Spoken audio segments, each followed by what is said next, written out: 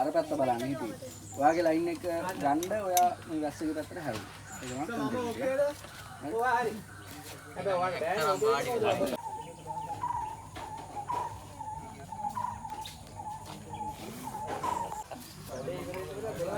අනු මේක වහන්නකෝ.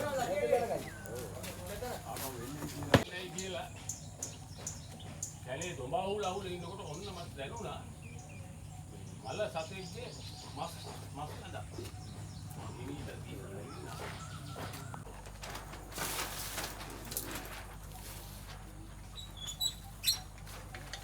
මේ පොඩ්ඩක් තනනකෝ හයිට් එක දීලා නේද?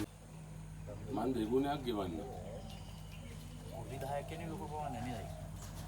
ඒක ඇත්තටම හේනක විතර තරම්. මට දෙන්නේ නැති පුරක් තුනක් නෑ සිද්ධ. ඔන්න ඔය ලයින් දෙක. ඔක ගායන ඉල්ලනකොට මට හිතුණා මේ ඉන්නේ ඔකට තමයි.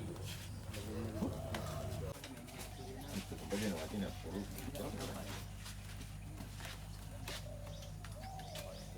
මගේ මල් ලයින් එක දෙන්න මල්ලි. මං ඉල්ලන්නේ කුරුම් ගායන. ඉල්ලන්නේ කුරුම් 10ක් විතරයි රාලාමි. ඒ පිටිපස්සේ රාලාමිගේ පිස්සෙත් ඉතිලා තියෙනවා.